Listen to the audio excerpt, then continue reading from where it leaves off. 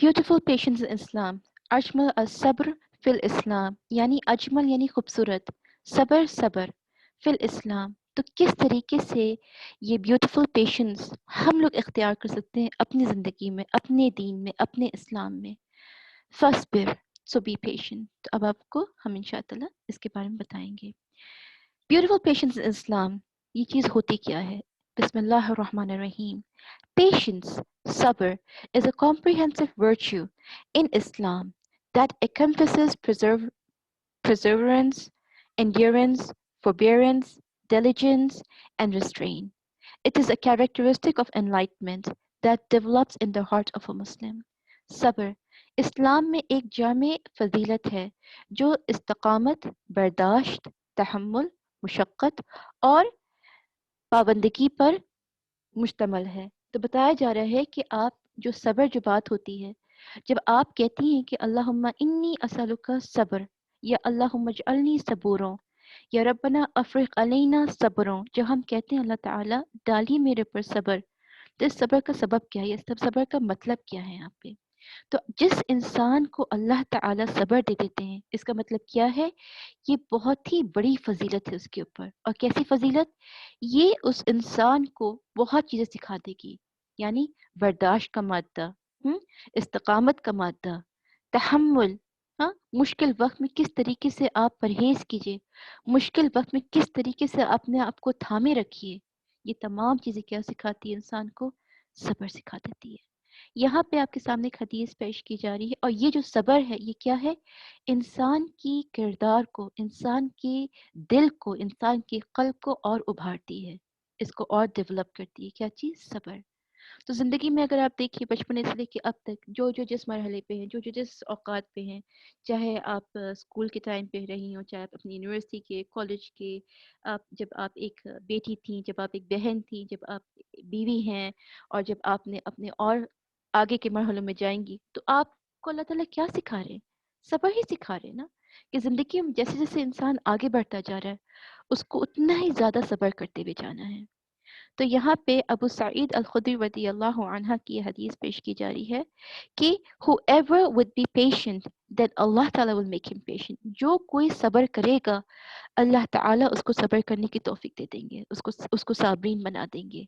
There is no gift, ऐसा कोई तोहफा नहीं है that is better, जो बेहतर हो और जामा हो than patience। यानी सबसे बेहतरीन तोहफा अगर कोई हासिल कर सकता है अल्लाह ताला के पास से, तो वो क्या है? सब्र है। Nothing can be more beautiful than सब्र। और नबी सल्लल्लाहु अलैहि वसल्लम को जब उनके ऊपर वही आने लगी, जब उनको दीन का, जब उनको मिशन दिया गया नबी सल्लल्लाहु अलैहि वसल्लम को, तो उनको ताकीद की जा रही, अल्लाह ताला उनसे कह रहे हैं कि आप तमाम कैरेक्टरिस्टिक्स में से सबसे ज़्यादा किसको अहम तरजीह दीजिए? सब्र को दीजिए। क्योंकि सब्र क्या है? सब्र इज़ एन इल्यूमिनेशन। सब्र क्या है? इंसान के लिए एक रोशनी होती है। अल्लाह ताला ने सब्र को इंसान के लिए क्या बनाया? एक रोशनी का सबब बनाया है। ये रोशनी ऐसी होती है कि जब आपको कोई तकलीफ़ देता है, जब आपको कोई अज़ियत देता है, जब आपको कोई परेशान करता है, जब आपको कोई तंज़ ताना करता है, और उस वक़्त अगर आप सब्र कर ले जाती हैं, तो वो सब्र आपके लिए एक रोशनी का सबब बन जाता है। According to Ibn Qayyim rahimahullah, in his work Uddat al-Sabirin, patience is divided into three components. इब्न अल क़य्यिम रहीमुल्लाह ने अपनी किताब उद्दत अल साबरीन में सब्र को तीन हिस्सों में बांट दिया है, तीन हिस्सों में बताया है सब्र के बारे में। और वो क्या है तीन बातें सब्र को लेकर के? पेशेंस इज इन वर्शिपिंग अल्लाह ताला and adhering to his commands। सबसे पहला सब्र जो आपको देखना है वो क्या करना है, कहाँ देखना है? कि अब अल्लाह ताला की इबादत में, जो कुछ भी आप अल्लाह ताला की इबादत कर रही हैं, उस पे आप कायम रहिए, थमी रहिए, जुड़ी रहिए हर हाल से। और अल्लाह ताला जिन जिन बातों का आपके ऊपर हुक्म कर रहे हैं, उन उन बातों की हम क्या करें? फर्माबरदारी करें। अल्लाह ताला की उन तमाम बातों को हम उनकी इताअत करें। ये चीज़ क्या बताई जा रही है? ये सब्र है। और किस चीज़ में सब्र? अल्लाह ताला की इबादत में। यानी मसलन अब आप रोज़ा रख रही हैं, आपने कल रोज़े रखने की नियत की। अब क्या हो रहा है? अब आपके दिल में बात आ रही है कि अगर रखोगी तो कमज़ोर हो जाओगी, या कुछ ऐसी बात आ जाती है, या फिर आपको लगता है कि नहीं, پورا ہفتہ میں کمزور رہی اور اگر میں کل روزہ رکھوں گی تو شاید ممکن یہ کہ میں اور کمزور ہو سکتی ہوں، یا کوئی نہ کوئی ایسی بات آتی ہے جو انسان کو جو ہے کوئی دعوت ہے یا کوئی بھی ایسی کوئی چیز ہوتی ہے، کوئی چیز انسان کو جو ہے اس اللہ تعالیٰ کی حکم کی اطاعت کرنے سے تھوڑا سا روکنے لگ جاتی ہے. تو یہاں پہ آپ کو کیا چاہیے؟ یہاں پہ آپ کو صبر چاہیے. یہاں پہ آپ کو صبر کرنا ہے.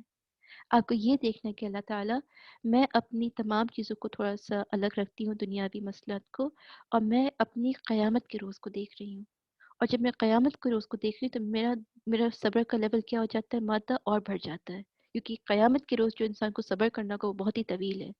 تو اس سے بہتر ہے کہ میں دنیا میں کچھ نیکی کر کے اپنی آخرت کو بنا لوں. تو میں تھوڑا صبر کر لیتی ہوں. یعنی چلو، کیا کتنی دیر کی بات ہے، صرف فجر سے لے کے مغرب تک مجھے صبر کرنا ہے روزے رکھ کر کے. اور کیا پتہ اللہ تعالیٰ میرے اس روزے کو قبول کر کے مجھے بے انتہا نعمتیں عطا فرمائے، اور ساتھ ہی ساتھ میرے چہرے کو 70 یا 100 سال کے آ، کے 100 سال کے برابر میرے چہرے کو دوزخ کی آگ سے دور کر دیں. تو کیا بتایا جا رہا ہے؟ کیا پتہ میری اس ایک نیکی سے اگر میں ابھی صبر کر لے جاؤں گی اور اس نیکی کو کر لے جاؤں گی، تو کیا پتہ اس نیکی سے کیا ہو جائے، اللہ تعالیٰ میری دنیا اور آخرت دونوں سنوار دیں. تو آپ کو اللہ تعالیٰ کی عبادت میں بھی کیا کرنا ہوتا ہے؟ صبر. یعنی آپ کو اپنے آپ کو آ، سکون میں ڈالنا ہے کہ جو کچھ بھی آپ کر رہی ہیں آپ اللہ تعالیٰ کو راضی کرنے کے لیے کر رہی ہیں. اور اگر اللہ تعالیٰ مجھ سے راضی ہو جائیں گے تو اللہ تعالیٰ مجھے ممکن ہے بہت بڑی نعمت دے سکتے ہیں. وہ کیا ہے؟ صبر کی. صبر کا مادہ. پھر patience is in avoiding sins and acts of disobedience. دوسرا لیول کیا بتایا ابن قیم جوزیہ رحم اللہ نے، کہ جب آپ گناہوں کے وقت صبر کر لیتی ہیں. سبحان اللہ، یہ کیا بات ہے؟ یہ بات یہ ہے کہ آپ بیٹھی ہوئی تھیں، آپ کی عزیز کوئی تھیں آپ کے رشتہ داروں میں، وہ بھی بیٹھی ہوئی ہیں آپ کے پاس، اور باتوں باتوں میں انہوں نے برائیاں شروع کر دی. اب آپ نے کیا کیا؟ اب آپ نے صبر کیا. آپ نے اپنی زبان کو تھامی رکھا، اور آپ نے اپنی زبان سے فلاں بندی کی کوئی برائی نہیں کی. اور اب آپ کیا کریں صبر کر کے؟ آپ کہنی کہ اب آپ ان کو بھی جو ہے اصلاح کرنے کی، دیکھو روک لو، مت گناہ پہ جاؤ، مت برائیوں پہ جاؤ، مت چگلیوں پہ جاؤ. تو آپ صبر کر رہی ہیں، نہ کہ آپ بھی، انہوں نے ٹاپک کھولی تو آپ نے بھی شروع کر دیا برائیاں کرنا.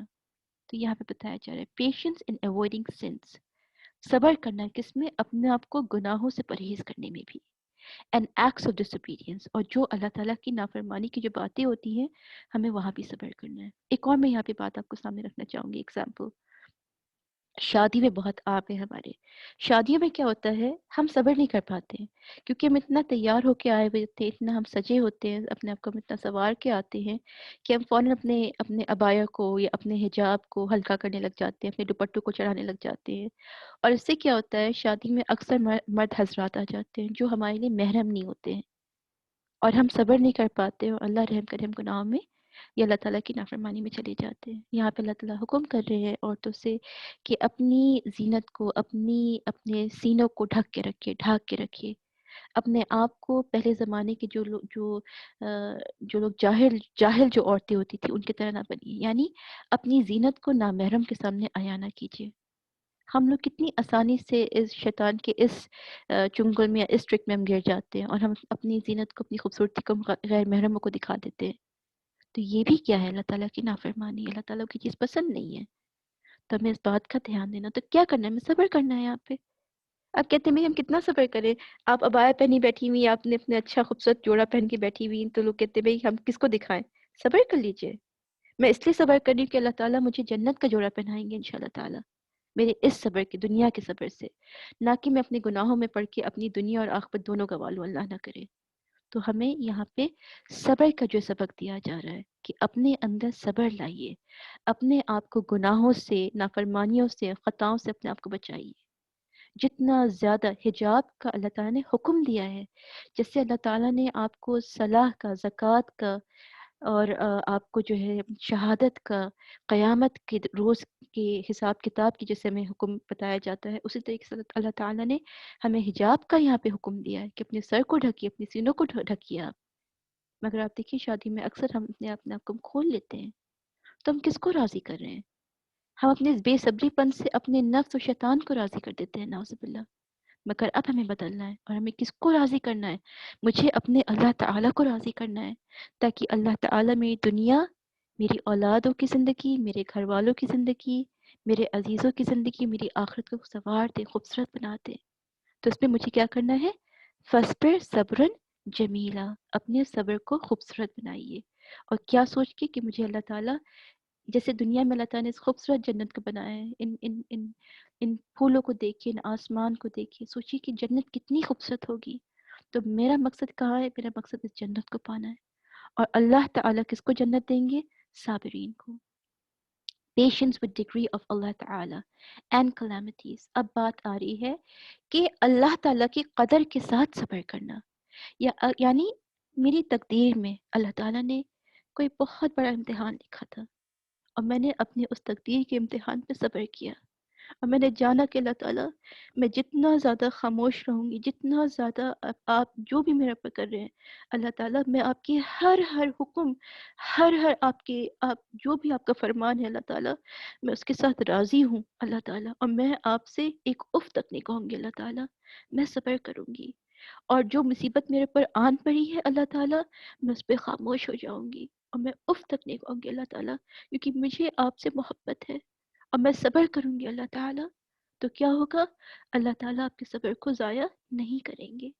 تو ہمیں اپنے آپ کو اس لیول پہ لانا ہے کہ جو بھی مصیبت میرے پر آ رہی ہے، میں جانتی ہوں، میں اس بات پہ میرا ایمان قائم ہے باذن اللہ کہ یا اللہ تعالیٰ میرے پر جو بھی مصیبت آج آ رہی ہے اس میں میرے لیے خیر ہے، اور بشرط خیر ہے اس میں انشاءاللہ تعالیٰ. تو میں نے اپنا یقین بنا لیا ہے کہ اللہ جو بھی مصیبت میرے پر آ رہی ہے یا آنے والی ہے، جو آ چکی ہے، میرے لیے اس میں لازم خیر ہے الحمدللہ.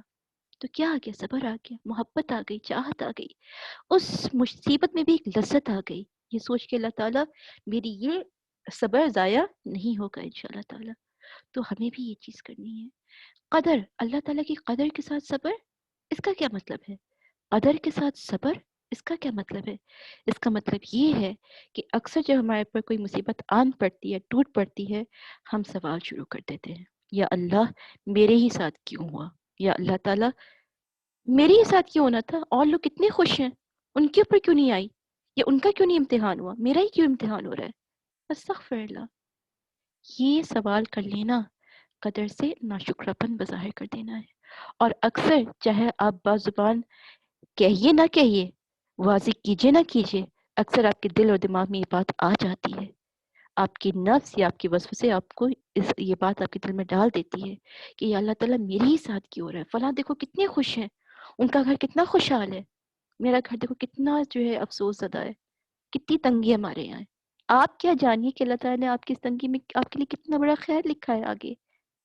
کیا پتہ آپ کی اس تنگی کی وجہ سے اللہ تعالیٰ آپ کو جنت کا جو بہترین مقام عطا فرما دیں. تو ہمیں ان باتوں کو سمجھ کے چلنا ہے. یاد رکھیے گا یہ دنیا کچھ نہیں ہے، یہ دنیا فانی ہے، یہ دنیا، اس دنیا کو لازمی ختم ہونا ہے. اللہ تعالیٰ چاند اور سورج کو بھی جہنم میں ڈال دیں گے. تو دنیا کیا چیز ہے جس چیز کو لوگ پوجا کرتے تھے؟ کسی چیز کی کوئی اہمیت نہیں ہے سوائے کس کے؟ اللہ سبحانہ تعالیٰ کی. تو جس نے اپنے اللہ تعالیٰ کو کیا بنا دیا؟ الودود. یہ اللہ تعالیٰ آپ الودود ہیں، آپ عفو ہیں، آپ رحمان ہیں، آپ رحیم ہیں، آپ کریم ہیں. اللہ تعالیٰ آپ کے علاوہ کوئی نہیں ہے. آپ ہی میرے ولی ہیں، آپ ہی میرے مولا ہیں، آپ ہی مجھے سب کچھ دینے والے ہیں. تو جب میں اس بات کو سمجھ لوں گی، کہاں سے میں لے کے آؤں گی اپنے اندر کوئی فکر یا کوئی افسوس؟ نہیں. یہ کیا ہے؟ صبرن جمیل ہے. یہ کہ اللہ تعالیٰ میرے اندر کیا ڈال رہے ہیں؟ ایک خوبصورت صبر کا مادہ ڈال رہے ہیں، اور یہ میرے لیے کیا بن رہا ہے؟ illumination، ایک نور بن رہا ہے میرے لیے، دنیا کے لیے بھی اور آخرت کے لیے بھی انشاءاللہ تعالیٰ.